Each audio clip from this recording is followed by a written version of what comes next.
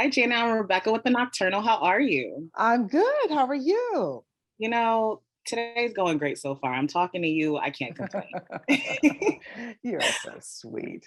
Oh, thank you. So, my first question is the movie is based on a real story. So, how did you approach and prepare for your role of Aunt Duke? Well, first of all, I read the script, the entire script. I always read the entire script so that I know where everybody's going and that I know how I fit into that moment, because you've got to approach a role like this from a whole nother perspective. I didn't want to be as harsh but then, I listened to my director as well, Denise Dowd. When I came in, and because she was such a rough character, I had to find that side of myself that can go there, and I can go there. And I remember them asking me, how do you go from a mood like that? And the kids would say, gosh, you're nothing like this character. Because as soon as we were finished, you're out of it. I'm not a method actor. I don't need to go inside my soul to find the depth of pain that Aunt Duke probably lived, the depth of hurt. And they asked me at one point, she said, how do you switch from such high moments to such low moments to tears to, and I said, I have an ocean of pain, a mountain of sorrow, a river of misery with which to draw on. I draw on life to help me with roles. So that's what I did for Aunt Duke. Okay. And what was it like working with such an amazing cast? And what was a typical day like on set? Oh, it was wonderful. Erica Nicole Malone, I've worked with her before. We met on Word of the State. It was a sitcom that she had produced. It's amazing. It's like you've known these people forever. You have not met some of them ever, but she makes her sets so warm and inviting. And you would not know that this woman, Erica, did all this because she's the most unostentatious person that you ever want to meet. So I trust her explicitly. The cast was amazing. The kids were stellar. It was run like a top-notch. She runs things like a giant Hollywood producer would. She spares no expense. She doesn't. The hair, the makeup, everything on point, just on point. I love that. And she's an independent producer, which you don't find that kind of quality.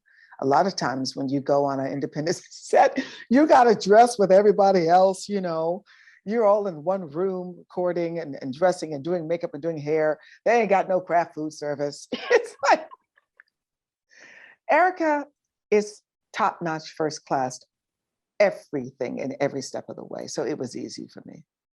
Okay. From what you've described, it gives us huge sense of like luxury, everybody, and a level of comfortability on set as well. Absolutely. And there's no dissension. There's no, you trust the hair and makeup people come in, they got those wigs on point, it's a period piece. Yeah. So, they had it down. They had that hair laid.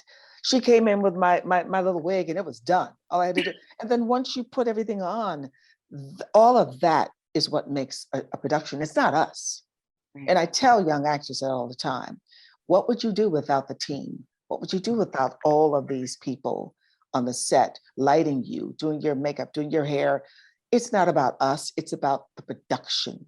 We are all a piece of this wonderful pie that Erica wrote, and we all wanted to be there in support of her piece and the property. So it's pretty cool that they've selected it to open the Pan-African Film Festival. Definitely. It is very God. It is very deserving. She is very deserving of this honor. I agree 100%. And the way Aunt Duke raised Mahalia was a clear representation of how she was raised in terms of taking on certain responsibilities and putting aside her own dreams. So yes. Have you ever in your life felt like you had to stop your dreams due to responsibilities? I'm sorry to laugh, but yeah.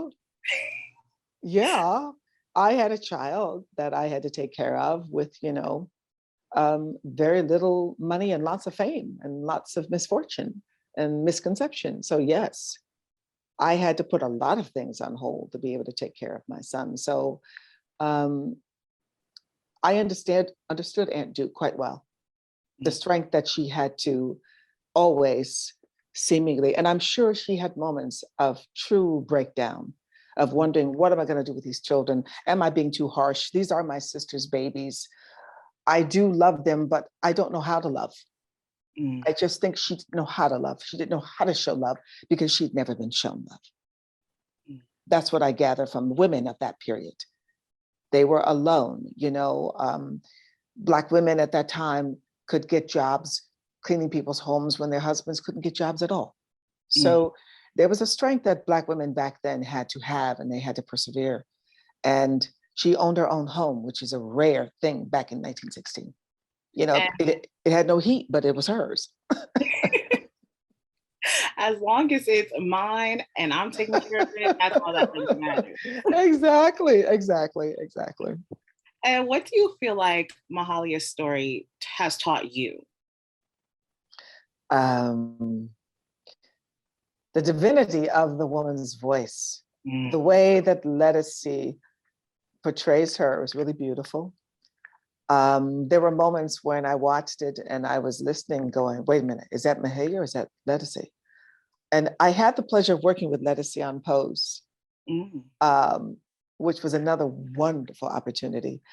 I think her voice is really anointed as well. The spirit of God is so in Mahalia's voice, in her legacy, strength, perseverance. It was truly an anointed moment for me on the set, because we were working in a historical setting.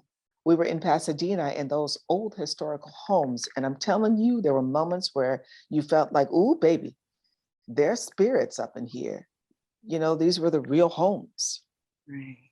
So we don't know what happened in those homes, but when you would come down the stairs and you hear the creaking of those stairs, it was very transformative for me. I felt myself being drawn right back into time.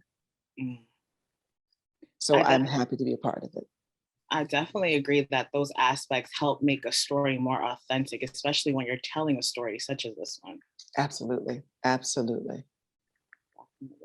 And thank you so much for sitting down and speaking with me today. I had a pleasure. You're welcome. Thank you for having me. I appreciate it. Of course.